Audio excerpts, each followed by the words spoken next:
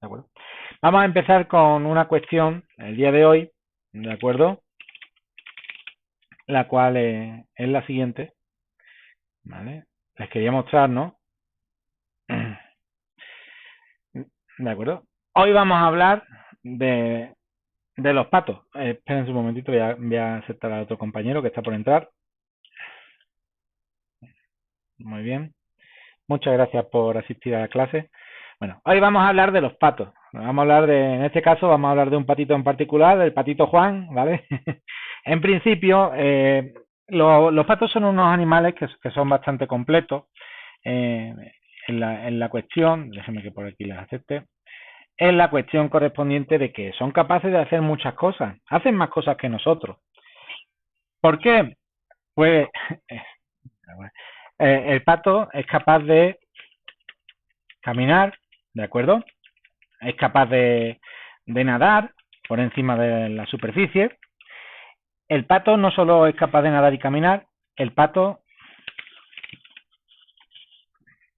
también es capaz de bucear, ¿de acuerdo? Ya menos. No, disculpa, que se lo están tomando aquí a broma en casa. A ver, el pato también es capaz de realizar algo que nosotros no somos capaces. El pato es capaz de volar, ¿de acuerdo? Entonces, en principio, un momento, por favor. Perdón, que me estaban haciendo chistes aquí en la casa que estaba comentando esto. Obviamente tiene un sentido que yo haga esto. Yo le estoy haciendo que esta pequeña cuestión así en medio forma de broma para llamar su atención, pero les comento que tiene un trasfondo, ahora vamos a ver, ¿no? En principio, el pato es capaz de realizar más cosas que nosotros, ¿no? Como les comentaba, el pato puede nadar, también puede bucear, ¿de acuerdo? Y puede volar. Digamos que es capaz de moverse por todo el espacio, ¿de acuerdo? El pato es capaz de moverse por todo el espacio, cosa que nosotros no somos capaces. Bueno, por lo menos sin las invenciones de los aviones y demás, nosotros podemos caminar, pero volar, bueno, podemos saltar, pero volar, ¿de acuerdo? Sin invenciones está complicado. Bueno, son cuestiones que en este caso pues identifican al pato. Identifican al pato como un animal muy completo. Bueno, pues hoy vamos a hablar de los patos y de Manhattan, ¿vale? Bueno, imagínense, ¿de acuerdo? Que ustedes son este pequeño pato, ¿de acuerdo? Que empieza en el origen, empieza en el punto 00, las coordenadas del origen, y dentro de estas mismas coordenadas, pues ustedes son capaces de, en este caso, pues de moverse a un punto en concreto, ¿de acuerdo? Imagínense, ¿de acuerdo? Que tienen aquí un punto A con las coordenadas 2, 2.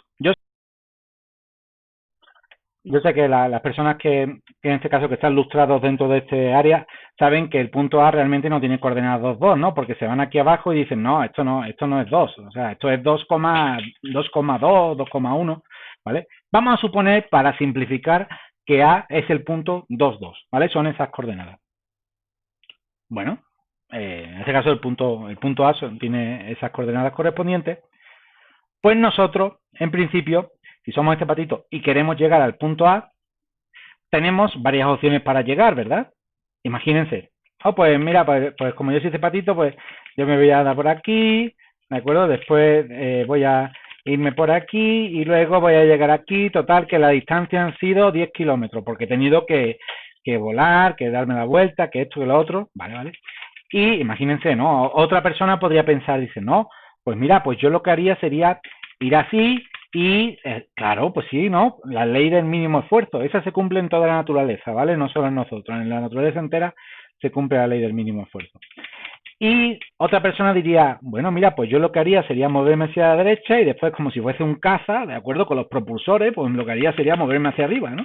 Bueno, esa sería otra solución, ¿vale? Todas las soluciones son válidas. Estás llegando al punto de destino desde el punto de origen, ¿vale? Ya les cuento aquí en medio broma con el patito y demás, pero ahora vamos a comentar por qué, ¿no? Bueno, entonces nosotros tenemos varias formas de llegar a un punto, pero claro, los matemáticos nos basamos en convenciones, en estándares, en cosas que todo el mundo sepa manejarlo de la misma forma. Y por eso nos inventamos el concepto de distancia, la distancia, ¿vale? cuánto te hace el patito Juan, en este caso, para llegar a el punto A, ¿vale? ¿Qué distancia recorre? Y uno podría pensar, bueno, pues entonces la distancia que recorre es 2 por raíz de 2, porque yo me sé las reglas y demás, y yo sé que es 2 por raíz de 2, que es esta diagonal de aquí. Y otra persona diría, no, pues la distancia sería la suma de esta distancia para ir a la derecha y luego la suma para ir hacia arriba. Las dos son totalmente válidas. Las dos son definiciones de distancia. Y aquí viene la parte más o menos relevante de esta pequeña parte de la explicación. ¿Qué es una distancia? ¿De acuerdo? Una distancia es una medida, en este caso no negativa, porque no hay distancias negativas, no existen. Sí puede haber un punto de referencia y decir que partiendo de ese punto hacia atrás la distancia es negativa. No existe la distancia negativa, ¿vale? La cual pues sirve para representar, en este caso, pues un esfuerzo, ¿no? El esfuerzo que se realiza para llegar a cierto punto, ¿no? De un punto a otro. Bueno, pues nosotros podemos tomar la distancia que yo les he comentado, esta distancia de aquí, que se mueve primero en horizontal y luego en vertical. Esa distancia, bueno, ¿alguien me podría comentar si nosotros somos el... Perdón. Si nosotros somos el patito Juan, nos movemos nos movemos hacia el horizontal y luego nos movemos en lo vertical, ¿vale? Y en este caso el punto de destino está en la coordenada 2, 2 y nosotros partimos del 0, 0. ¿Alguien me puede comentar qué distancia hemos recorrido utilizando este método ortogonal que les comento? ¿Alguien puede comentarme cuántos pasos ha dado el patito Juan, digamos?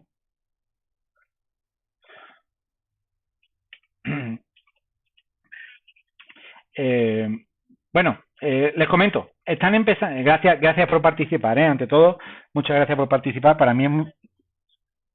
Sí. Sí, una disculpa, Bueno, normalmente la pongo al principio, a la mitad y al final, hoy la he puesto al principio, pero quizás la he puesto muy al principio. O sea, sí, muchas gracias también, compañero, por compartirla. Bueno, en principio, gracias por participar. Le comento, estamos en la coordenada 0, 0, ¿de acuerdo? Partimos de esa coordenada. Tenemos que dar cierto número de pasos, donde un paso es una unidad, hacia la derecha, y luego tenemos que dar un número de aleteadas, o aleteos, mejor dicho, hacia arriba, para llegar donde cada aleteo es una unidad hacia arriba, ¿vale? La suma de los pasos más los aleteos, pues nos darán, en este caso, la distancia que nosotros hemos recorrido. Si estamos en el 0, 0 y llegamos al 2, 2, ¿cuál sería la distancia ortogonal que recorremos? Esa es la pregunta, ¿de acuerdo? Claro, quizá se podría pensar, ¿no?, que puede ser un número que es incierto, pero no. Nosotros estamos dando dos pasos hacia la derecha y estamos subiendo, en este caso, 2 aleteos hacia arriba, ¿de acuerdo? Entonces, finalmente estamos dando, en 4 etapas, nosotros somos capaces de resolver la distancia. Por lo tanto, la distancia es igual a 4, ¿de acuerdo? 2 hacia la derecha y 2 hacia arriba, ¿vale? La distancia sería 4, ¿vale? Esta distancia, y se los comento ya así a modo de fuera de la teoría, fuera de la teoría estamos casi todo el tiempo, ¿no? En este momento. Pero se los comento así fuera de la teoría un poquito, ¿de acuerdo? Este tipo de distancia es la distancia más simple, ¿no? Porque uno simplemente pues mide cuántos pasos han sido los que ha tenido que realizar, ¿no? 2 hacia la derecha y 2 hacia arriba para llegar aquí arriba, ¿vale? Les digo, estamos simplificando, esto es 2,2 realmente, pero bueno. Entonces, cuando nosotros hacemos ese número de pasos hacia la derecha y ese número de pasos hacia arriba, pues tenemos que, al final hemos hecho 4 pasos en total, ¿no? Y la distancia es igual a 4. Sin embargo, si llega otra persona, la que obviamente pues dice, no, pues yo sé el camino más corto entre dos puntos es la línea recta que los une, ¿sí? ¿De acuerdo?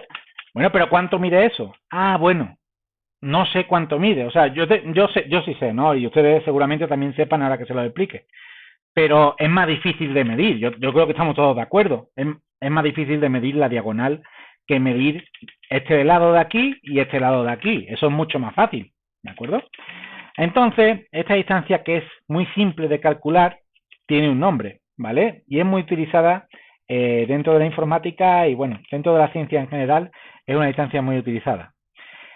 Les comentaba que vamos a hablar de los patos y de Manhattan, solo me faltaba una cosa, y era hablar de Manhattan. Bueno, ustedes saben, ¿no? La ciudad de Manhattan, que está en una isla, bueno, perdón, en Nueva York, ¿no? La isla que está en Nueva York. Y tenemos aquí el mapa correspondiente. En esta ciudad, pues, se basa en alguna novela de cómic, en Gotham, ¿no? Y, pues, aquí tenemos nosotros el mapa de la isla de Manhattan. Fíjense muy bien cómo es el mapa. Fíjense, las calles, todas tienen números, bueno, la mayoría tienen números, así en horizontal, ¿de acuerdo? Otras le han puesto nombres, pero la mayoría de las calles tienen un patrón en común. Fíjense muy bien. Todas las calles del mapa, bueno, esto es HD 4K, pero vamos a buscar una que tenga buena resolución. Obviamente HD 4K es medio broma, ¿no? Vamos a ver si esto tiene mejor resolución. No creo. No, no, es porque estoy abriendo las imágenes desde aquí. Bueno, en principio, lo que tienen en común todos estos mapas y todas estas calles es que son totalmente ortogonales. O sea, ven claramente una rejilla. Yo creo que se puede ver claramente una rejilla ahí, en este caso horizontal vertical. Bueno, pues ¿cómo le llamamos nosotros a esta distancia, la cual se basa en los movimientos horizontales y verticales? Pues claro, dijeron, no, pues esta es la distancia Manhattan, porque en Manhattan solo te puedes mover así, en horizontal o en vertical, solo te puedes mover así, ¿no? En el mapa, si ustedes se fijan en este mapa, para llegar de una calle a otra, perdone, que lo he puesto mal, en este mapa, para llegar de una calle a otra, ustedes solo se pueden mover en horizontal mayormente, les digo, obviamente hay parques naturales por aquí en medio y demás, pero mayormente se mueven así. Es curioso porque este tipo de estrategia, ¿no? De construcción y demás, donde las calles, las vialidades se ponen de esta forma, pues dan lugar a patrones que después son indicadores de otras cosas también, ¿de acuerdo? Es curioso. Simplemente cuando ustedes se pueden fijar en un mapa, nosotros podemos ver, por ejemplo, ya que estamos aquí, podemos ver aquí San Juan del Río, ¿de acuerdo? Y en San Juan del Río, vamos a ver, en la zona oriente tenemos muchos patrones de rejilla, o más o menos de rejilla. Aquí se puede ver claramente el patrón de rejilla en esta parte, ¿de acuerdo? Y si nos vamos, por ejemplo, a una zona, en este caso distinta, vamos a elegir, por ejemplo, esta parte de aquí, la cruz, ¿vale? Que está en una zona montañosa, pues aquí ya no se ve tanto el patrón de rejilla, se ve otro tipo de patrón, ¿de acuerdo? Muy bien, entonces, simplemente una pequeña curiosidad que les quería comentar, ¿no? La distancia Manhattan, de ella no hablamos realmente dentro de los apuntes, sino que se las quería poner como una introducción de una distancia sencillita, ¿vale? Sencillita de calcular. Después, les digo, otra persona habría pensado que yo me voy por el camino más corto, que es la línea recta. Entonces, esa persona lo que ha hecho realmente es dibujar una línea en su mente, ¿de acuerdo? Recuerden, siempre tenemos que tener imaginación para las matemáticas, si no, pues no podemos utilizarla.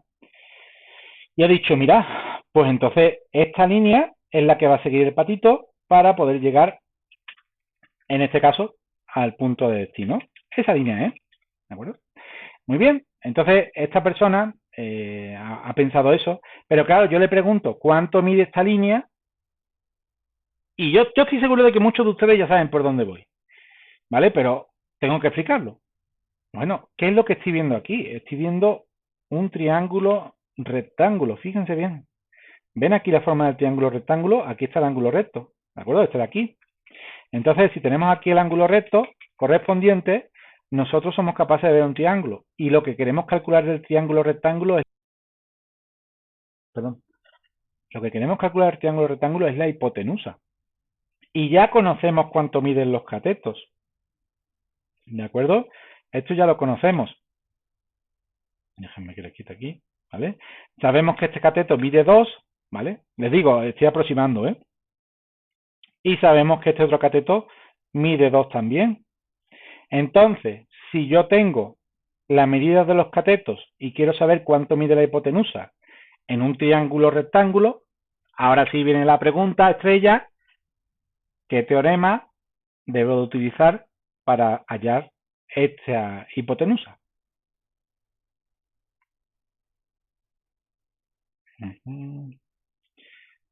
Famoso teorema de los triángulos, ¿de acuerdo?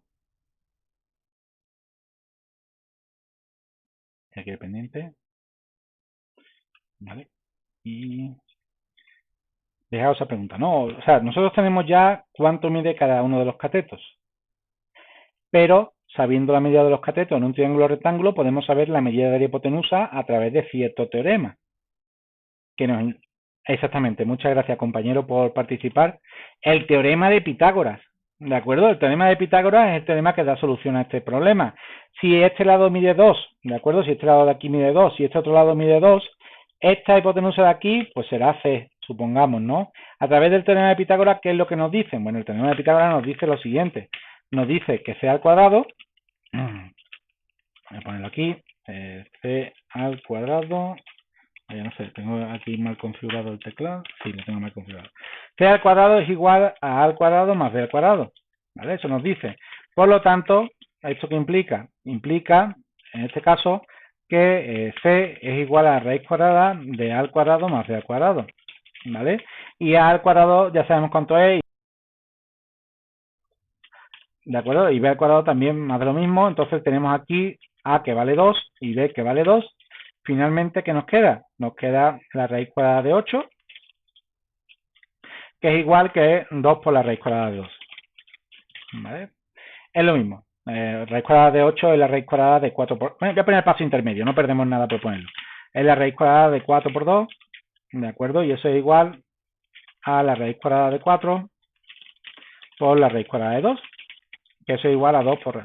Bueno, no pierdo nada por ponerlo y queda más clarito, ¿vale? Entonces, la raíz cuadrada de 8, que es 2 por raíz de 2, es la solución para la distancia que recorre el patito Juan, utilizando, en este caso, esta misma trayectoria, ¿de acuerdo? Muy bien, hasta ahí todo bien. Hemos unido las distancias con la teoría que ya teníamos anteriormente, la teoría de los triángulos rectángulos, el teorema de Pitágoras. Muy bien, hasta aquí todo bien. En principio ya tenemos una distancia. Esta distancia que yo he comentado, esta ya se llama norma L2, ¿de acuerdo? Esta es la norma L2, así se le llama, ¿de acuerdo? Es la norma L2. Y de hecho, bueno, se puede poner de varias formas. No, hay gente que lo pone así, norma L cuadrado, ¿de acuerdo? Pero es la norma L2, así se le dice. Y esta es para la distancia, ¿de acuerdo? Entonces la norma L2 para la distancia indica que la distancia, en este caso, de un punto, vamos a poner de un punto A a un punto B,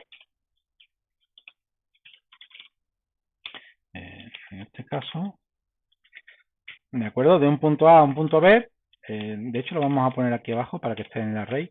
La distancia de un punto A a un punto B es igual,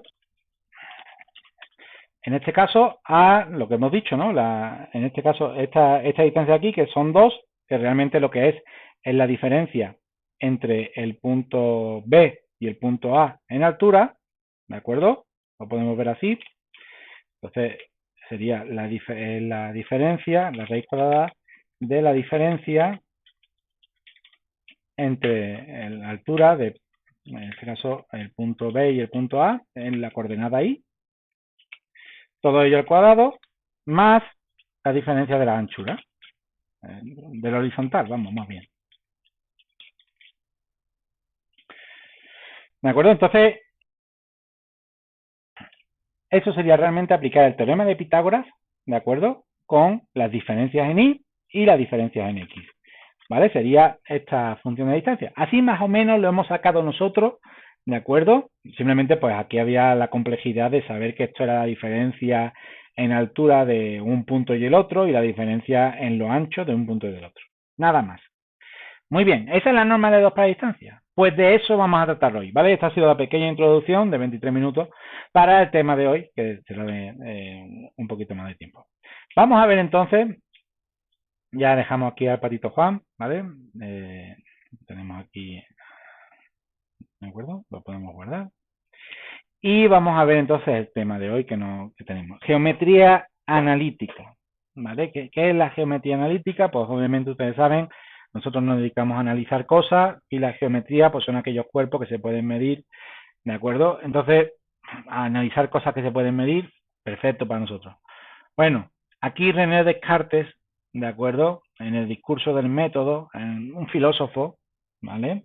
Que seguramente ya conocen, pues comentaba, debería suponerla en línea, que no encontraba nada más simple, análisis geométrico en el álgebra y corregía así defectos. No. Bueno, aquí lo que comenta René Descartes es que él pensaba en una solución para tratar con cuestiones que estaban en dos dimensiones, ¿de acuerdo? Dentro de las dos dimensiones, pues, ¿cómo se podía trabajar, ¿vale? Con las dos dimensiones. En este caso les ponen por aquí abajo un juego bélico, hundir la flota se llama, ¿vale? Donde ustedes pues emplazan unos barquitos dentro de su tablero, su compañero de color azul emplaza otros barquitos, ninguno ve el tablero del otro, pero pueden ir haciendo preguntas una a una por cada uno de los huecos que tienen en el tablero para ver cómo es que ustedes son capaces de adivinar dónde tiene el compañero el enemigo el otro barco y echarlos abajo, ¿no? Hundir la flota de color azul siendo ustedes el color rojo. Hasta ahí todo bien. Bueno, si no han jugado, pues lo pueden buscar. Quizás no es tan popular hoy en día, pero este es un juego que se llama Hundir la flota. Muy bien, para las personas que les gusta el ajedrez, pues también sabrán, ¿no?, que en el ajedrez también tienen columnas y tienen filas y tienen esta notación que utiliza las letras y la... Esto no es más que una discretización del espacio bidimensional. Discretización porque son casillas discretas dentro de un espacio en dos dimensiones, por eso bidimensional. Hasta ahí todo bien, este juego, ¿vale? Y René Descartes, que nos comentaba de cómo se podían analizar cosas en dos dimensiones, utilizando las dos rectas reales, hasta ahí todo bien, y de ahí viene la idea, en este caso, del plano cartesiano, que también lo podríamos llamar el plano descartesiano, ¿verdad? Aquí estábamos hablando de Descartes. Entonces, en principio, tenemos aquí este plano cartesiano. ¿Recuerdan por dónde se movía el patito Juan? Bueno, ese plano cartesiano tiene 4 cuadrantes. Ustedes pueden ver ahí inscrito el cuadrante número 1, arriba a la derecha, está aquí, el cuadrante número 2, arriba a la izquierda, el cuadrante número 3 y el cuadrante número 4. Cuando estábamos trabajando sobre la circunferencia unitaria, recuerdan bien que yo les comenté de estos cuadrantes y les dije de 0 a 90 grados, cuadrante 1, de 90 a 180, cuadrante 2, y así vamos pasando por cada uno de los cuadrantes. 3 y 4, más de lo mismo. Dentro de estos mismos cuadrantes también tenemos una relación de signos. Vean bien aquí. ¿Vale? Se los pongo ahí por si lo están viendo desde el celular, lo puedan ver mejor. El cuadrante 1, los dos signos asociados son el más y el más. El cuadrante 2, los dos símbolos asociados son el menos y el más. El cuadrante 3, el menos y el menos, ¿de acuerdo? Una carita de un muñeco durmiendo, ¿de acuerdo? Y el cuadrante 4, el más y el menos, ¿vale? En principio, ¿qué tienen que ver estos signos con los cuadrantes? ¿Por qué los ponen aquí? Bueno, lo que sí nosotros sabemos es que tenemos dos ejes, el eje X y el eje Y. Y aquí tenemos los valores para el eje X positivos. Ven que aparece 0, 1, 2, 3, 4. Por lo menos no son negativos, ¿vale? El 0 podrían decir lo que quieran. Y aquí los valores negativos para el eje X. Igual aquí, ¿no? ¿Vale? Digamos que arriba y a la derecha siempre es positivo, pero abajo a la izquierda siempre es negativo. Entonces, cuando el pato está volando, está por el cuadrante 1 y por el cuadrante 2, el patito, ¿vale? Con cariño.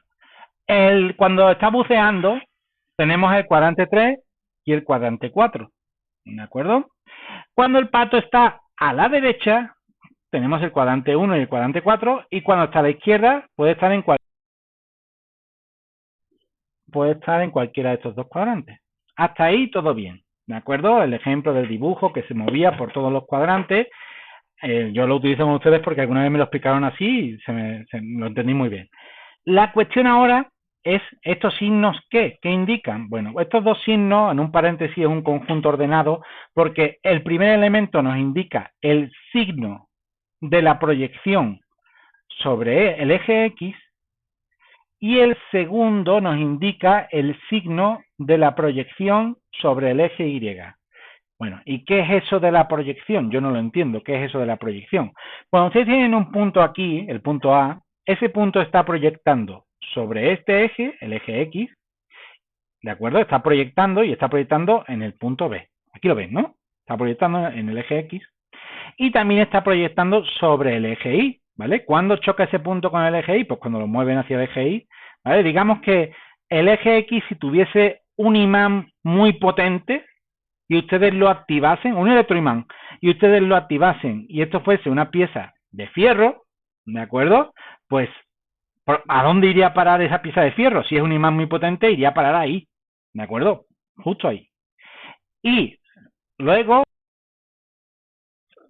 desactivan el imán potente, el electroimán potente de X, dejan el punto donde estaba al principio y activan el electroimán potente del eje Y. ¿A dónde va a parar el punto? El fierro va a parar pegado ahí, ¿de acuerdo? Entonces ya entienden más o menos qué es eso de la proyección. Obviamente mis palabras van a la humana, que eso no, pero hay una definición, digamos que en este caso sería el componente de las coordenadas del punto correspondiente a el eje X o correspondiente al eje Y. Esa sería la proyección.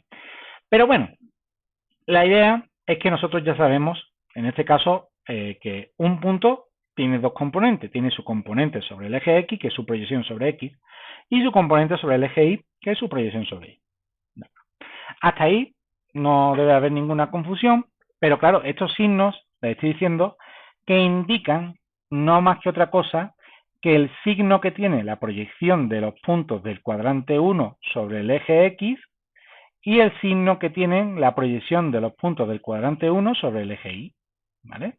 Todos los puntos que se encuentren en esta zona van a ser hacia la derecha y hacia arriba, van a ser positivos, ¿vale? Recuerden, derecha es positivo, izquierda negativo, arriba es positivo, abajo negativo, ¿vale?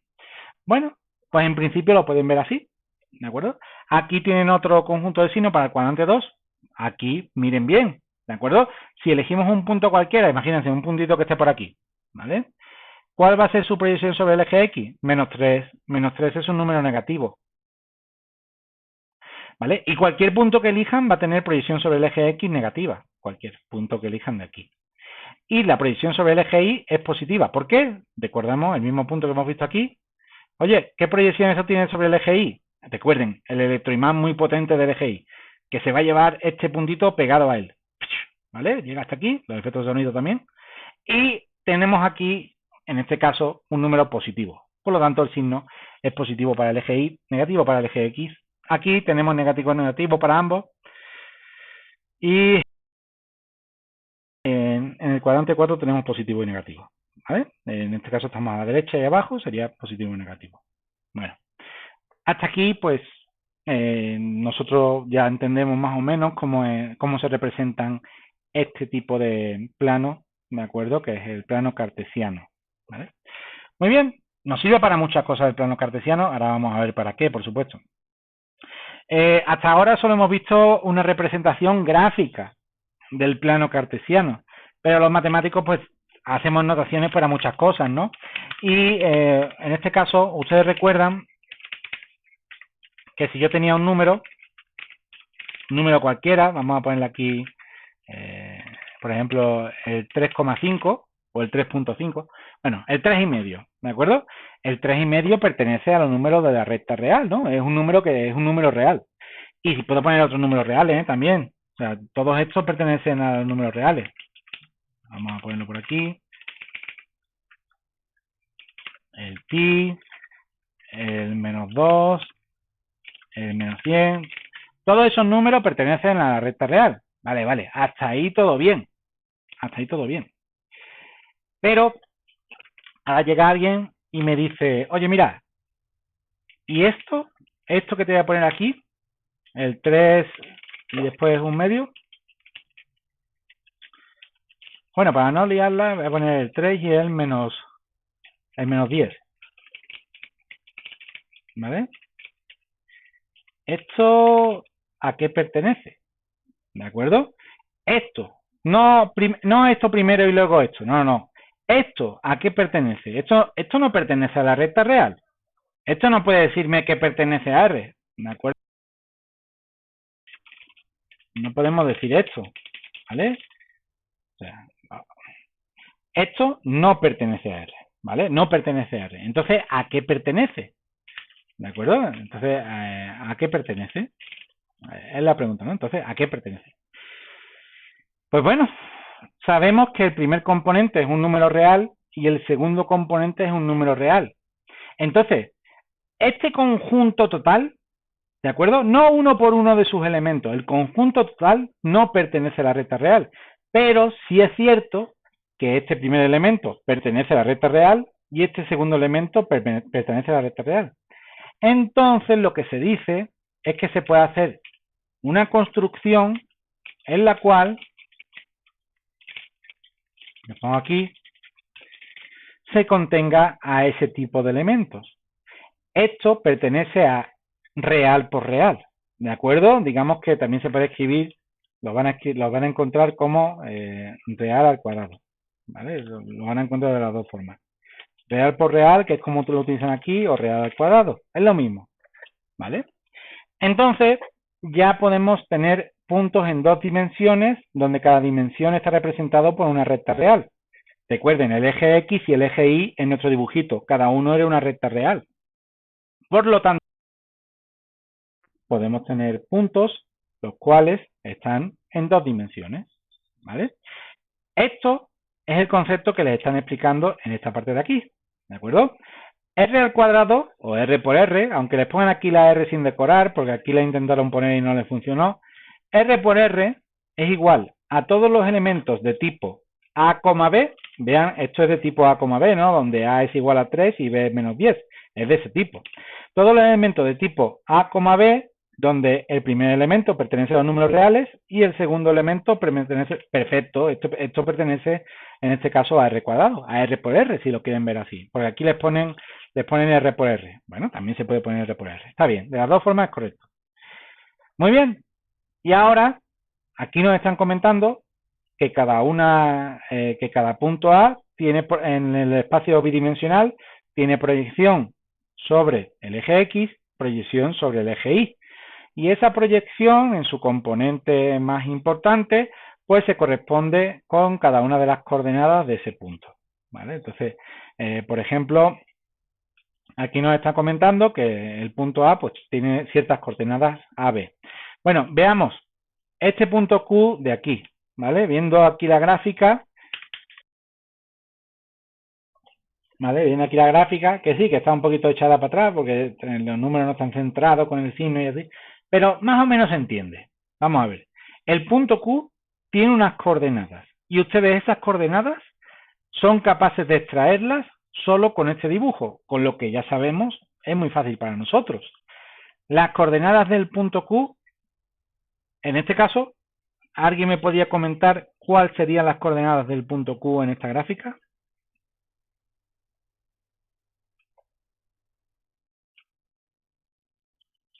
Muchas gracias por responder a todos los compañeros que han respondido.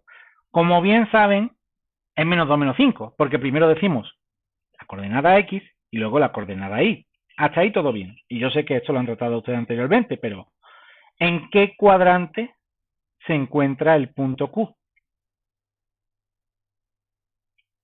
Exactamente, cuadrante número 3. Como bien recordábamos, de 0 a 90 grados teníamos el cuadrante 1. De 90 a 180, cuadrante 2, ¿vale? Y de 180 a 270, ¿vale? Entonces corresponde a aquel cuadrante 3, donde tenemos negativa, tan negativo tanto el valor de los puntos de las coordenadas X para los puntos, como el valor de las coordenadas Y para esos puntos, ¿vale? Es negativo, negativo. Era el muñeco que aparecía así como dormido. Bueno, aquí tenemos otros ejemplos más. Estos son ejemplos, ustedes lo pueden ver, ¿no? Y aquí les aparecen los puntos y su representación, ¿vale? Nada más complicado que eso. Nosotros podemos tratar con eso y con mucho más. Y eso es lo que vamos a ver ahora. ¿Qué es eso más? ¿Qué es eso más? ¿Vale? Bueno, ya vista esta cuestión básica, nosotros pasamos a ver la distancia entre dos puntos, esa ya la conocemos, fíjense bien la fórmula, teorema de Pitágoras, donde si tenemos el punto 1 y el punto 2, ustedes son capaces de hallar a través del teorema de Pitágoras cuál es en este caso, la distancia entre esos dos puntos. Vamos a ver. Nosotros tenemos que centrarnos en eso, en el teorema de Pitágoras. Bueno, el teorema de Pitágoras, para aplicarlo necesitamos un triángulo rectángulo, y aquí tenemos un triángulo rectángulo, claramente. Bueno, ese triángulo rectángulo necesitamos saber cuánto miden sus catetos para saber después, para calcular la hipotenusa. ¿Cuánto miden los catetos? En principio, este cateto mide lo que estoy señalando, pero eso numéricamente, ¿cuánto es? Eso es I sub 2 menos I sub 1, ¿vale? Porque este punto tiene de coordenadas x sub 2 y sub 2, este punto tiene de coordenadas x1 y sub 1, por lo tanto, la diferencia entre el mayor y el menor, pues es realmente cuánto mide ese cateto, ¿vale? Si le sale un número negativo no pasa nada, porque como lo vamos a elevar al cuadrado en la fórmula, ¿de acuerdo? No pasa nada. Bueno, y aquí, ¿cuánto mide este cateto de aquí? Bueno, pues este cateto de aquí medirá x sub 2 menos x sub 1, ¿de acuerdo? Entonces, para el teorema de Pitágoras, nosotros tenemos que tener en cuenta las medidas de los lados, ¿vale? Las elevamos al cuadrado, las sumamos y hacemos la raíz cuadrada para hallar el valor de la hipotenusa, el mayor, que no es más que el valor de C, que es la distancia entre los puntos, ¿de acuerdo? Entre P sub 1 y P sub 2. Entonces nosotros, en principio, tenemos ya esa cuestión de la distancia entre dos puntos, sabemos calcularla a través del teorema de Pitágoras porque tenemos triángulos rectángulos. No tiene mayor complicación para nosotros, ¿vale? Aquí vienen algunos ejemplos de cómo pueden utilizarlo. Y vemos ahora sí un tema que quizás es nuevo para nosotros, ¿de acuerdo? Que es la división de un segmento a una razón dada. Bueno, ¿esto por qué lo meten aquí en el temario? ¿Por qué me quieren hacer a mí esta cuestión? ¿Por qué me lo quieren complicar si después no aparece ni en los ejercicios? A ver, ¿por qué me ponen...? No, se pensarán ustedes. Bueno, tienen que tener siempre la mente activa, tienen que tratar de aplicar lo que ya conocen y de tratar de ver un poquito más allá, ¿vale? La división de un segmento a una razón dada quiere decir no un motivo, no un motivo dado, sino una ración. Ustedes saben una ración, cuando van a cortar el pastel, pues racionan el pastel, ¿no? Algunos repiten, ¿no? Pero racionan el pastel. Entonces tenemos aquí la división de un segmento a una ración dada, si quieren verlo así. Una ración significa que van a realizar particiones dentro del segmento, ¿vale? En principio, si ustedes tienen un segmento definido por A y por B, tienen este segmento de aquí. Y pueden encontrar un punto P intermedio o fuera de él que divida en una razón dada el segmento. Y esa razón va a venir definida por una fórmula. ¿Qué fórmula es la razón? La fórmula es esta de aquí, ¿vale? La razón, si tenemos dos puntos, P sub 1 y P sub 2, aunque aquí lo llaman A y B, pero bueno, si tenemos dos puntos, P sub 1 y P sub 2, y un punto intermedio, la razón por la que ese punto intermedio está dividiendo a P sub 1 y P sub 2 viene dada por esta fórmula de aquí. Y mucho cuidado con esta fórmula porque es pretencioso querer aplicarla de forma incorrecta. Vamos a ver eso. A ver, si yo tengo aquí un segmento AB y me dicen, encuentra el punto P, ¿de acuerdo? Que es capaz de obtener una razón, un cuarto, ¿de acuerdo? Entre A y B. Pues uno lo que a todos se nos ocurriría es medir cuánto mide A y B, bueno, la distancia entre A y B, y si mide 4, pues en el 1 le pongo yo la P, ¿de acuerdo? Entonces, esto de aquí es un cuarto de A y B, ¿vale? Eso es lo que pensaría uno, y esa es la interpretación errónea, ¿no? Quiero decir, es lo que pensaría uno, es la errónea, pero es la natural para nosotros. Yo pensaría eso. Pero claro, ahí que estaríamos nosotros diciendo. Estamos diciendo que la distancia de aquí para acá es un cuarto de la distancia de aquí para acá, de todo. Pero esa no es la definición de razón. La definición de razón aquí, en este ejercicio o en esta teoría, es que la distancia del punto inicial al punto, para los datos que hemos dado del problema, es que la distancia del punto inicial al punto intermedio es igual a un cuarto de la distancia del punto intermedio al punto final. ¿De acuerdo? No es que esto sea un cuarto de esto. No vayan a confundirse ahí. Es que esto sea un cuarto de esto otro. ¿De acuerdo? Piénsenlo así. Piénsenlo así, va a ser mucho más fácil que lo comprendan si lo piensan así, ¿vale? O sea, lo que voy a dejar entre A y P va a ser un cuarto de lo que dejo entre P y B, ¿vale? No va a ser un cuarto de lo que hay entre A y B. No vayan a pensar eso, ¿vale? No se trata de eso. Bueno, ahora vamos a explicar por qué, ¿no? En principio, nosotros tenemos esa fórmula. Y yo les digo un cuarto porque yo quise un cuarto y aquí me están diciendo que un cuarto, ¿vale?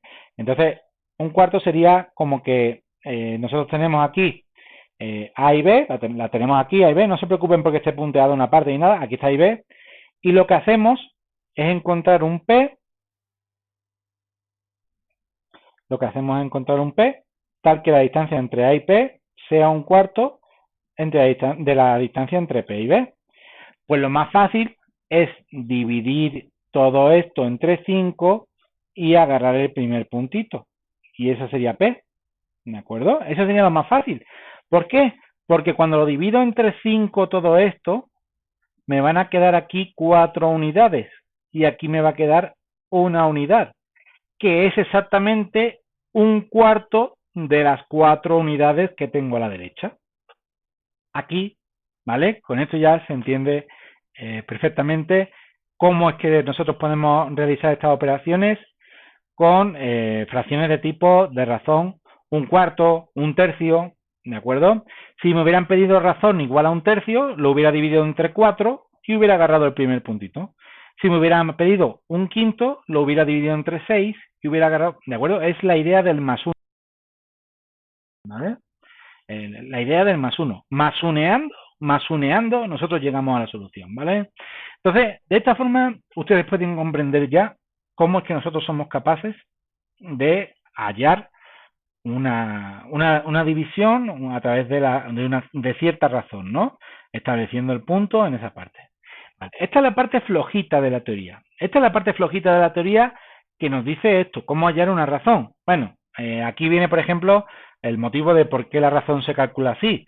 Si yo quiero hallar justo el punto intermedio, lo que hago es que pongo la razón igual a 1 y eso me halla un punto interesante que es el punto intermedio, ¿vale?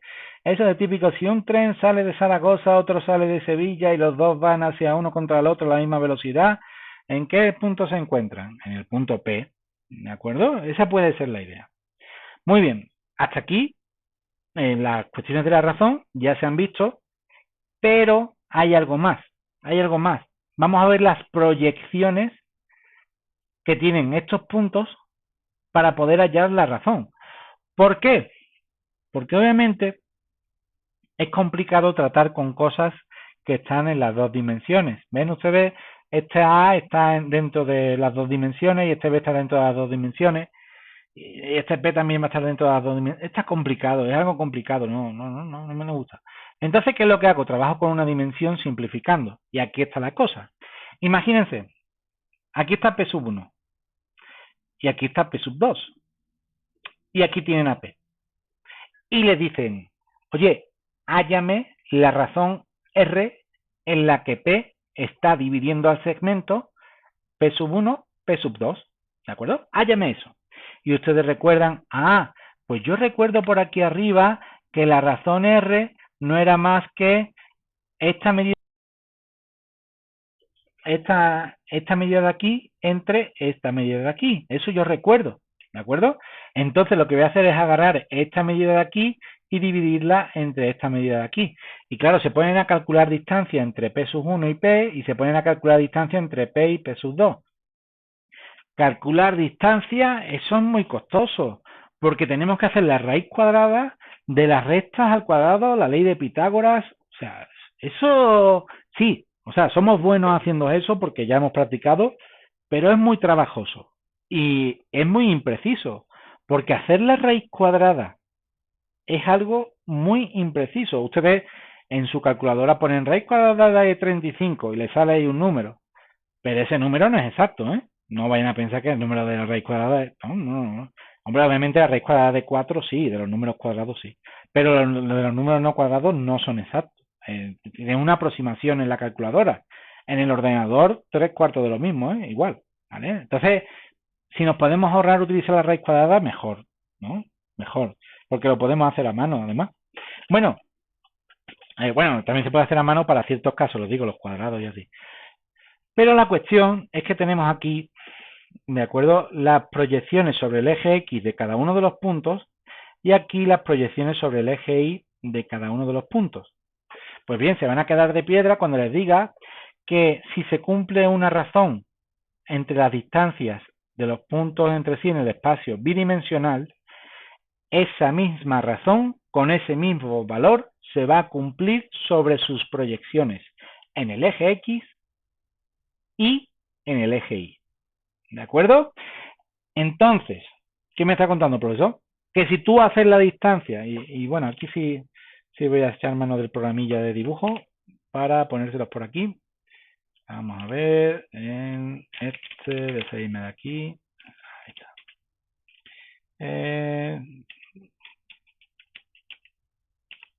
Vamos a ver, en el escritorio número 5, aquí está. Muy bien. ¿Qué me está diciendo, profe? Estoy diciendo que si ustedes hacen la distancia esta entre la distancia esta, va a ser exactamente el resultado, va a ser exactamente el mismo que si hacen la distancia esta entre la distancia esta. Y va a ser exactamente lo mismo que si hacen la distancia esta entre la distancia esta. ¿De acuerdo? Es decir, la fracción va a ser exactamente la misma. Bien ocupen las dos dimensiones como están ocupando aquí, o ocupen las dimensiones, las proyecciones en X o las proyecciones en Y. ¿Vale? Eso es lo que quiero comentar. Entonces, ya nos queda claro que en principio podemos obtener la razón no solo utilizando las dos dimensiones, sino también utilizando las proyecciones sobre el eje X y el eje Y. Y eso es lo que viene aquí escrito. ¿De acuerdo?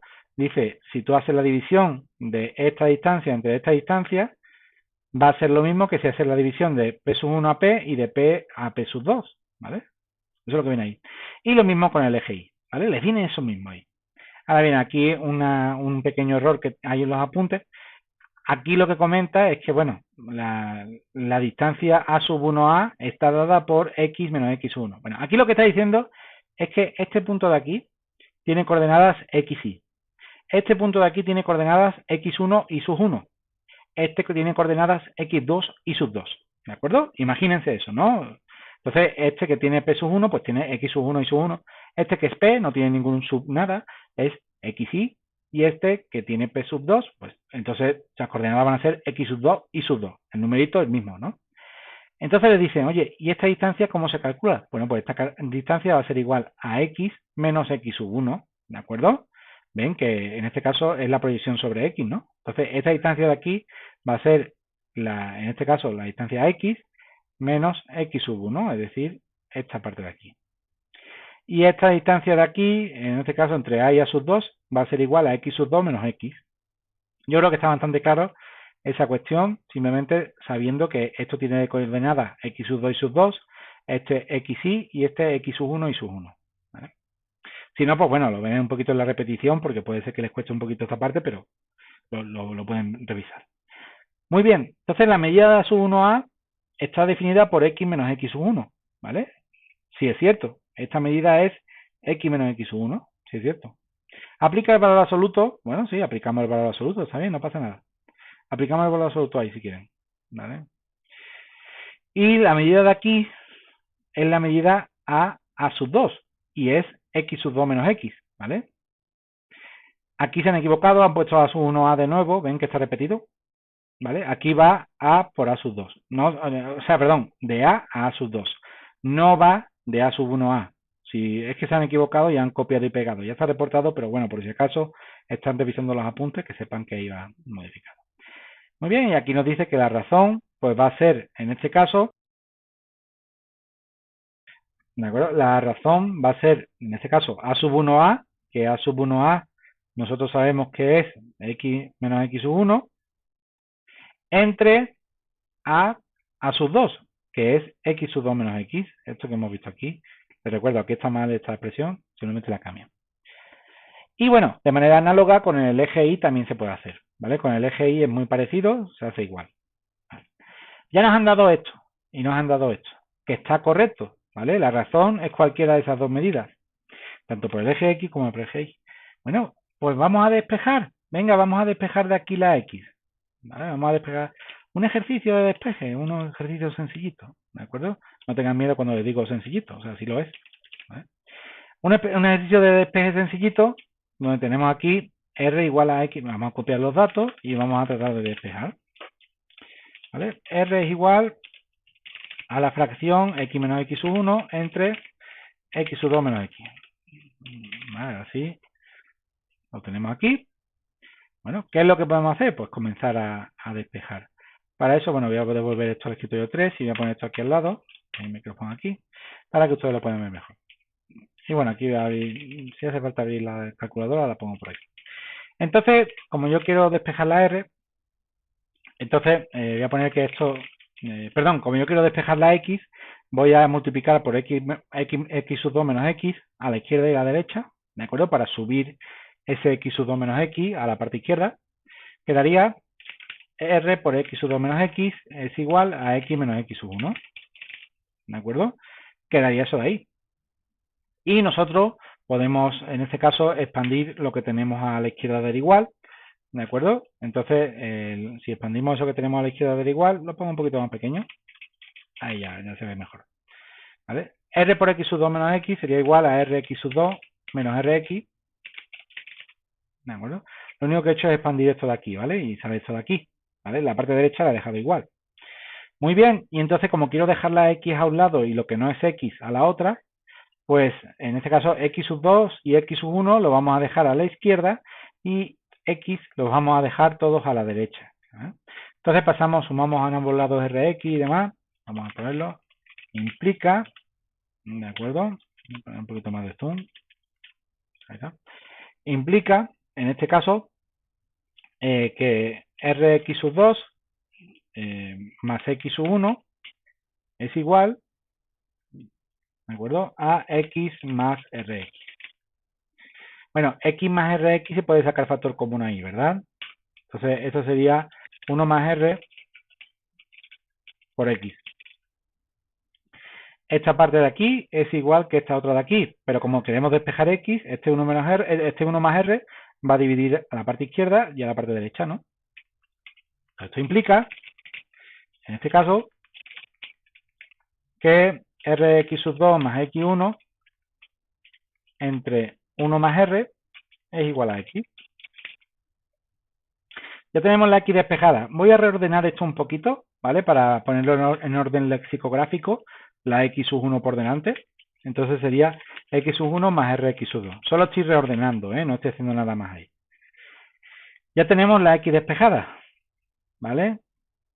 Para la Y va a ser más o menos igual, ¿de acuerdo? Para la Y va a ser más o menos igual, simplemente pues vamos a tener aquí Y menos Y sub 1, Y sub 2 menos X, menos Y, ¿de acuerdo? Pero va a ser igual. Entonces nos queda esta solución no coincide con lo que nos dicen en la siguiente página, que ya está reportado también, pero bueno, yo se los digo. En esta página nos están poniendo aquí un menos, ¿de acuerdo? Mucho cuidado, no se fíen, ¿de acuerdo? Les dije esos consejos los primeros días. Nunca se fíen tienen que tener la mente crítica, abierta, ¿de acuerdo? Aquí tienen realmente la fórmula buena, pero cuando les explican el teorema, les ponen la fórmula con el signo cambiado, no es lo correcto, ¿vale? Pero ahí tienen la fórmula buena. Muy bien, en principio ya sabemos nosotros obtener, en este caso, despejar la variable X para la razón y despejar la variable Y para la razón. Pueden existir razones negativas, pueden tomar valores negativos. Por ejemplo, tenemos el punto P sub 1 y el punto P sub 2. Y queremos saber cuánto es para una razón negativa, ¿dónde está el punto P? Pues el punto P para una razón negativa no va a quedar ni aquí, ni va a quedar por aquí. Va a quedar, en este caso, más para la izquierda del inicio. ¿De acuerdo? Y si le ponemos una razón mayor que 1, ¿de acuerdo? Pues seguramente también nos veamos con sorpresa. En principio, esa sería la cuestión. Podemos tener razones negativas. ¿De acuerdo? Aquí les comenta, ¿no? La razón menos un cuarto y le sale eso que se ve ahí arriba. ¿Vale? En este caso, pues sí sería como dividir P sub 1 y P sub 2 entre 4 y agarrar un cuarto de eso y ponerlo por aquí fuera. Sí sería eso. ¿Vale? Pero esto es para el caso en el que tenemos razones negativas. Bueno, esa sería la cuestión. En principio, vamos no, de hecho, no sería totalmente como les comento de dividir entre 4, porque tienen que tener en cuenta que después se toma en cuenta la P hasta la P sub 2. Bueno, una disculpa por ese pequeño gazapo que cometí, pero que sepan ustedes que puede haber razones negativas. Perdón, por eso, porque no iba dentro de la clase. Algunos ejemplos. Y se encuentran las coordenadas de un punto, del punto R. Bueno, pues un R en principio tiene coordenadas X e Y, ¿no? Un R tiene coordenadas X e Y. Y ya sabemos cómo es para hallar la coordenada X y para hallar la coordenada Y. Es lo que hemos despejado anteriormente. Por lo tanto, pues aquí aparecen la coordenada X y la coordenada Y. ¿Vale? Encontrar las coordenadas del punto R, que es repetitivo, ¿de acuerdo? ¿Vale? Igual. ¿De acuerdo? Muy bien. Hasta aquí es el pequeño intermedio de la clase. Les paso de nuevo la contraseña por si no le han puesto la clave. Se las pongo por ahí. Muy bien. Hasta aquí ya se vería esta primera parte. Vamos a tratar ahora de pequeños asuntos. El primero de ellos, la pendiente. La pendiente de una recta. Vamos a ver. La pendiente. Ustedes van por la carretera y van camino a Conín, camino a Querétaro, y se encuentran van de Querétaro a San Juan del Río y se tienen que encontrar con esta señal seguro. Seguro, por allí por la cuesta china, ¿no? Que le llaman, ¿no? Que en este caso pues tiene una pendiente pronunciada y la gente le mete ahí. Bueno, ahí tenemos una pendiente, en este caso, negativa. ¿Por qué? Porque vamos hacia abajo. Recuerden, abajo es negativo, arriba es positivo, ¿vale? Igual como la anterior, del patito Juan. Nosotros tenemos una pendiente negativa, pero puede ocurrir también que nosotros vayamos de San Juan del Río a Querétaro y nos encontremos justo con lo contrario, una pendiente positiva, hacia arriba. ¿De acuerdo? Muy bien, pues en principio ir hacia arriba sería la pendiente positiva y hacia abajo. Esto nos indica que existe una pendiente, ¿vale? Que puede ser más o menos pronunciada.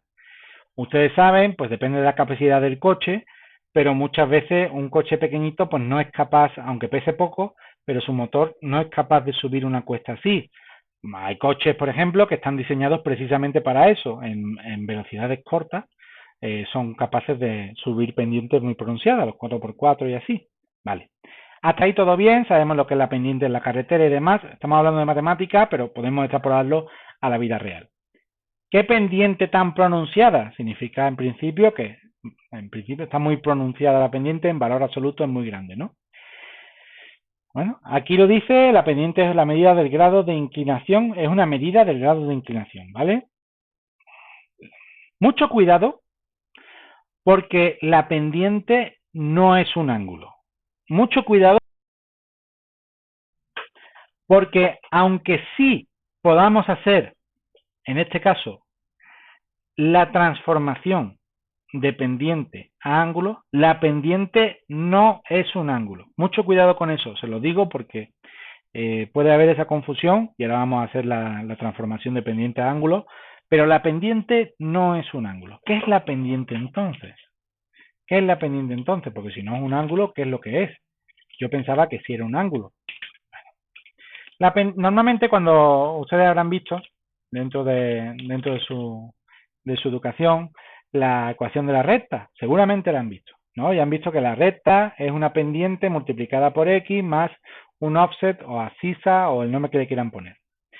Y en principio esta pendiente es de la que estamos hablando. Esto no son grados, ¿de acuerdo? Es un número. Es una medida que es un número. Y esta misma se define de esta forma que les pongo a continuación. Es una fracción, ¿eh?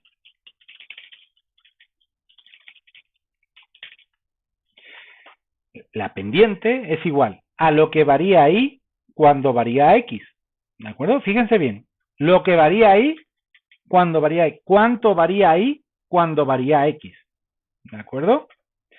Muy bien. Esto lo podemos ver aquí. ¿Vale? Fíjense bien. Y aquí ustedes mismos van a poder ver esa cuestión. Recuerden la fórmula, ¿eh? Recuérdenla muy bien. Es lo que varía y cuando varía x, ¿vale? Pues es la razón entre esas dos cosas, ¿no? ¿Cuánto varía y por cada pasito de x, si lo quieren ver así? Este símbolo se llama delta y significa diferencia, ¿vale? Tiene la forma así de a la delta y demás, diferencia, ¿no? Porque esto es como si estuviese subiendo, ¿no? La diferencia, es un dorito al revés. Bueno, en principio nosotros tenemos aquí una variación, ¿vale? Entre los puntos A y B. Vean los puntos A y B, ¿vale? ¿Cuánto hemos variado? Tomando en cuenta estas escalas que tenemos aquí. La pregunta que les hago. ¿Cuánto hemos variado en I cuando vamos del punto A al punto B? Es una pregunta que les hago.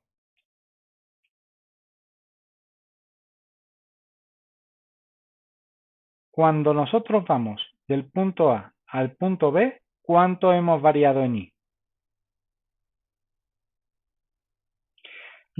Gracias, compañero. Como bien sabe, es 1, ¿de acuerdo? Como bien se comenta. Imagínense que ustedes son montañistas, ¿no? Y se van a subir a la Peña de Bernal por el lado difícil y están aquí en la base de la Peña de Bernal y aquí están en la parte de arriba de la Peña de Bernal. Entonces, ustedes quieren saber cuánta altura han escalado, porque así saben ustedes por qué parte van de la montaña. Pues lo que hacen es medir la altura, que es la diferencia de la sí, ¿vale? Van por 1000 metros subidos, ¿de acuerdo? Van por 1 kilómetro, si lo quieren ver así. Vale, hasta ahí todo bien. Pero hemos dicho que la pendiente es la diferencia de y entre la diferencia de x. Para subir 1 kilómetro de la Peña de Bernal, ustedes han tenido que recorrer horizontalmente una cantidad de kilómetros. Bueno, ¿alguien me puede decir cuál es la delta x para la delta y igual a 1? ¿Cuánto es este valor de aquí? ¿Qué medida tiene?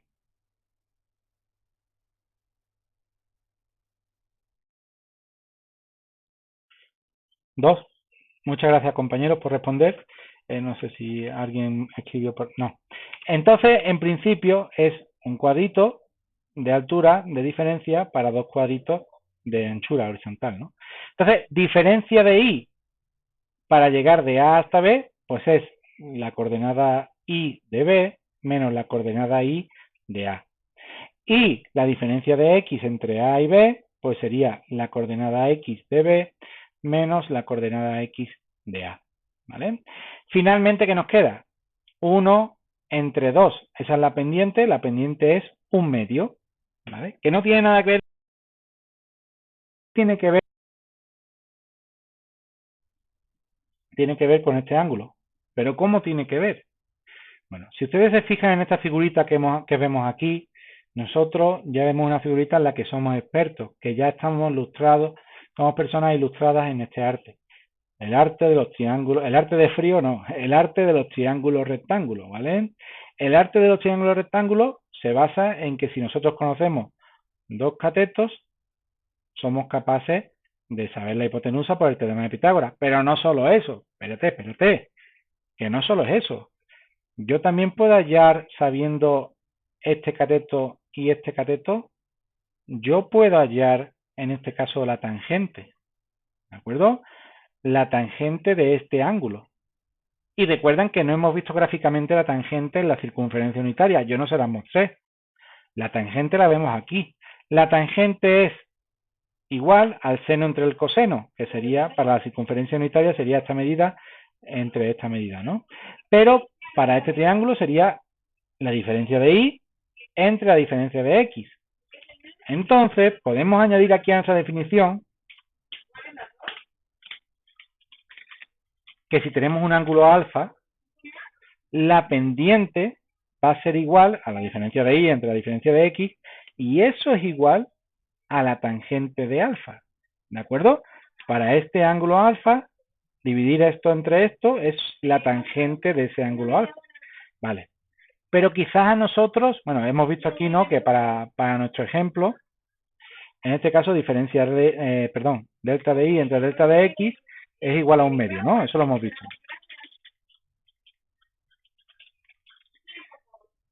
Entonces, en principio, nosotros tenemos aquí que la tangente de alfa es igual a un medio. ¿Cómo sabemos el valor de alfa? A alguien seguramente se le ha venido a la mente en este momento la figura histórica de Guillermo Tell, ¿de acuerdo? Ahí tirando la flecha contra la manzana. Para obtener alfa, ¿qué función debemos de utilizar sobre un medio? Es una pregunta que les hago, ¿vale?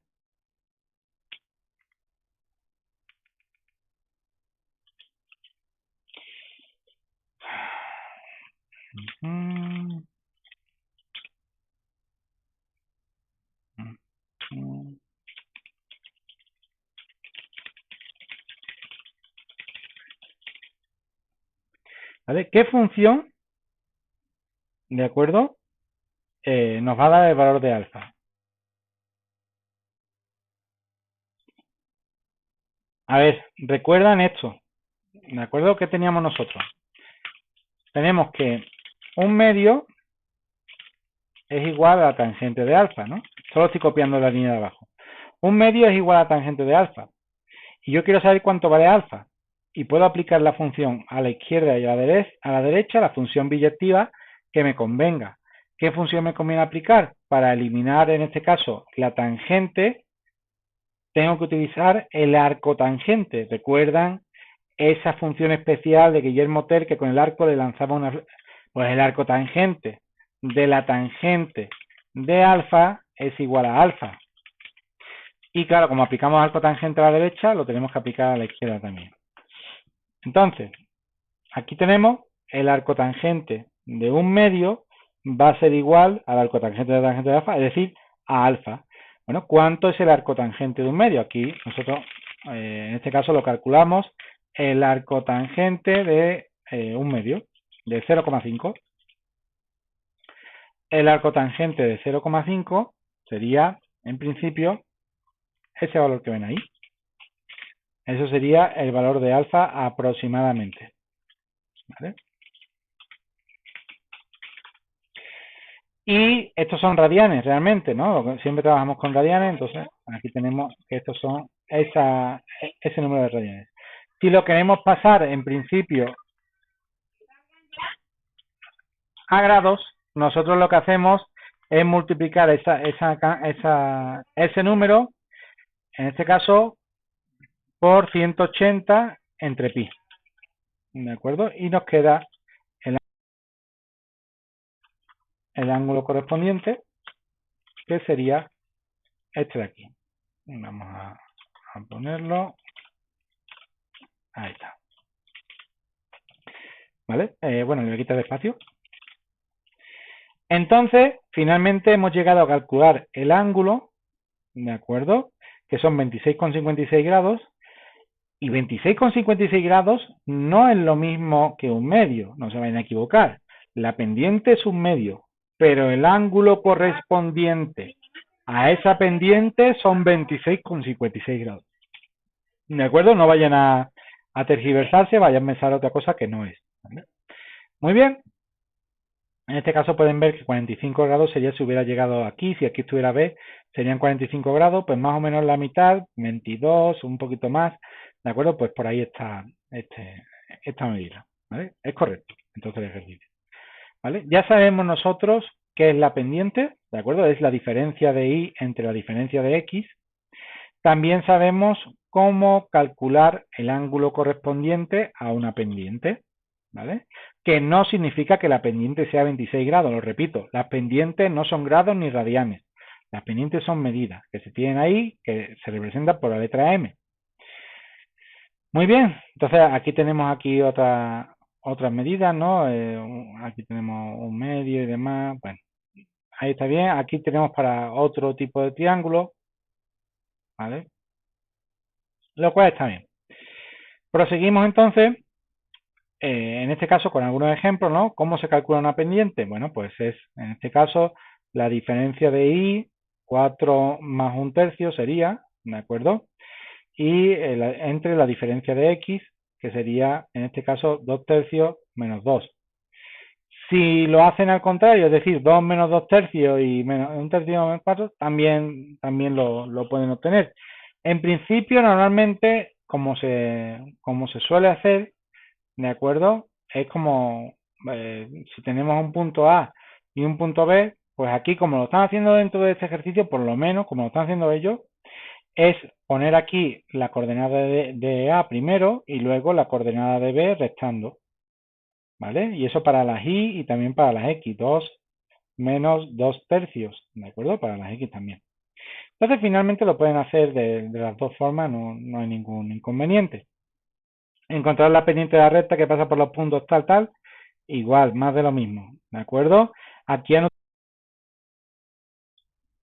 utilizado el orden inverso, fíjense, menos 2 menos 7 ha sido lo que han puesto aquí abajo y 3 menos 2 ha sido lo que han puesto aquí arriba, ¿vale? Esa es la pendiente. Aquí les dice, ¿no? Como se muestra la figura, se aplica uno, o sea, aquí tiene, en este caso, como es la pendiente, y si quieren pasar, en este caso, para saber cuántos son los grados de inclinación, ¿cuál será el ángulo o grado de inclinación asociado a esa tangente? Pues aplican ahí, lo pasan a grados y ya. Ahora esa sería la idea. El orden de los puntos no altera la pendiente, nada, no importa, ¿de acuerdo? Como con los puntos, si tienen dos puntos en vertical, tienen un problema ahí, ¿vale? ¿Qué ocurre aquí? Yo comentaba que la pendiente era la diferencia de Y entre la diferencia de X. Pero ¿qué ocurre aquí con la diferencia de X? La diferencia de X entre estos dos puntos es cero. No hay diferencia en la X, la diferencia es cero. Solo hay diferencia entre Y. Pero, como tenemos que la fórmula es diferencia de Y entre diferencia de X, si diferencia de X es cero, la pendiente no puede ser calculada porque no podemos dividir entre cero. ¿De acuerdo? Entonces mucha gente dice pendiente infinito, pendiente menos infinito. Bueno, ustedes pueden poner ahí lo que, o sea, pueden pensar lo que quieran, pero no se puede hacer, ¿vale? No se puede aplicar la definición, ¿vale? Sí es verdad que ustedes muchos conocen ya la teoría de límites y demás, pero... Y bien, vamos a finalizar la clase de hoy con una cuestión.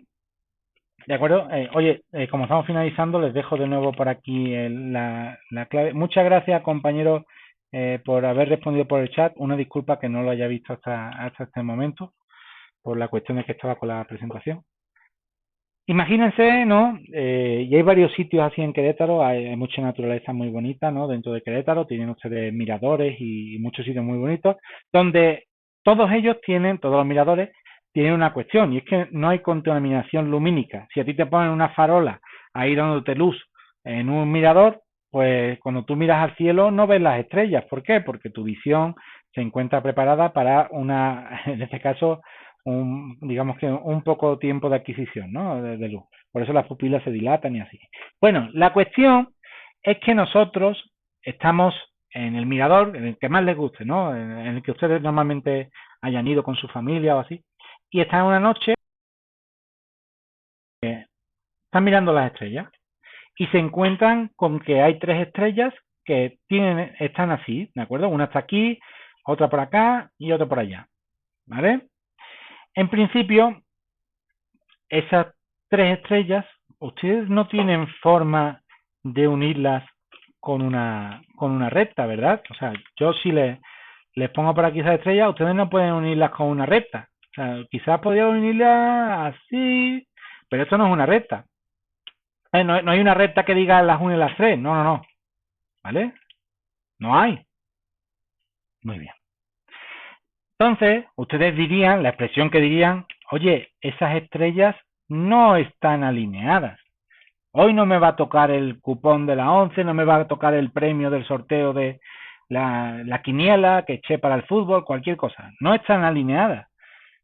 Y de repente llegan otro día, miran a otra parte de ese sitio, ¿no? Y se encuentran con este panorama. Y dicen, no, ahora sí voy a echar la quiniela, sí me va a tocar. oye, estas tres, bueno, ahí con las imprecisiones, ¿no? De dibujar a mano. Estas tres estrellas están alineadas. He encontrado tres estrellas que están alineadas. Tengo suerte. ¿De acuerdo? Tienen suerte por muchas más cosas, pero esa es una de ellas. Entonces, nosotros, en principio, tenemos esta relación, ¿vale? La relación entre tres puntos que están alineados. Entonces, se puede comentar que los tres puntos presentan colinealidad, ¿de acuerdo? Colinearidad significa que comparten la misma línea, ¿de acuerdo? La línea que comparten, ustedes saben, ¿no? ¿Qué línea es, no? Es esta de aquí. Pero la colinearidad significa que la línea que se puede definir por este segmento es igual a la línea que se define por este otro segmento. Eso significa que son colineales, ¿vale? También lo pueden ver como que la línea que está definida por C y A es la misma que está definida por B y A, ¿de acuerdo? Si quieren también lo pueden ver así, ¿de acuerdo? La cosa es que para para dos pares de puntos que no son los mismos, podemos obtener la misma línea, la misma inclinación, ¿vale? Entonces, si nosotros hallamos la línea, la pendiente entre C y B, y hallamos la pendiente entre C y A, y coinciden las pendientes, esos puntos son colineares. ¿Vale? Y me dirán, oye, pero es que la CISA, el punto de offset, ¿ese no lo tomas en cuenta? Bueno, a ver, estamos tomando un punto en común para los dos grupos, C y B y C y A. Estoy repitiendo la C. Por lo tanto, como estoy repitiendo la C, no me hace falta tomar en cuenta esa cuestión, ¿vale? Muy bien. ¿Qué entonces ocurre cuando nos preguntan si tres puntos son colineales? ¿Qué tenemos que hacer? Tenemos que calcular primero la pendiente entre dos de esos puntos y luego la pendiente entre uno de los puntos del grupo primero y el otro punto que queda, ¿vale? Por ejemplo, la pendiente entre C y B y luego la pendiente entre C y A. O la pendiente entre C y A y luego la pendiente entre B y A, si quieren también, ¿de acuerdo? La cosa es que tomen en cuenta que van a repartir de alguna forma el trabajo para obtener la pendiente correspondiente que al final tenga los tres puntos incluidos, ¿no? Y a esta persona lo que ha dicho es AB y AC, ¿vale? Dice, bueno, pues calculo primero la pendiente AB y luego calculo la pendiente AC, ¿vale? Y si coinciden las pendientes, significa que son colineales, ¿vale? Piénsenlo así, es muy fácil de ver, ¿vale? Esta persona comenta, ¿no? Que sería A, B y después A y C. Bueno, también podría ser C y B y luego B y A. No habría problema por eso, ¿de acuerdo? Y entonces calcula las pendientes correspondientes y le queda que son las mismas pendientes para las dos partes. En este caso, como les queda que son las mismas pendientes para las dos partes, tenemos aquí la solución correspondiente. Los tres puntos son colineales, ¿vale? Bueno, lo dejamos por aquí, ¿de acuerdo? Ya en la semana que viene es nuestra última sesión de teoría. Yo estoy encantado de poder resolver sus dudas como siempre y nada, de poder tener clase con ustedes. Espero que les haya resultado entretenida la clase, que les haya resultado interesante también el contenido que hemos visto dentro de esta. Subo esta repetición, va a ser la única repetición que voy a subir. De los otros dos grupos, pues bueno, tuve algún pequeño problema de grabación, pero subo esta repetición de la clase para que ustedes puedan verlo. Más que nada, comentarles, ¿no?, que tenemos por aquí una serie de ejercicios que sería bueno que resolviesen, ¿de acuerdo? Aquí el primero, ubica dónde están estos puntos. Bueno, pues ahí simplemente dibujar dónde están. Calcula pendientes, bueno, calcula M para cada uno de ellos.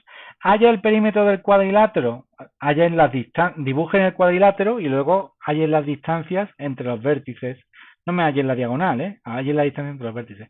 Demostrar que los puntos son vértices de un triángulo isósceles. El triángulo isósceles era aquel que tenía dos lados como mínimo iguales, ¿vale?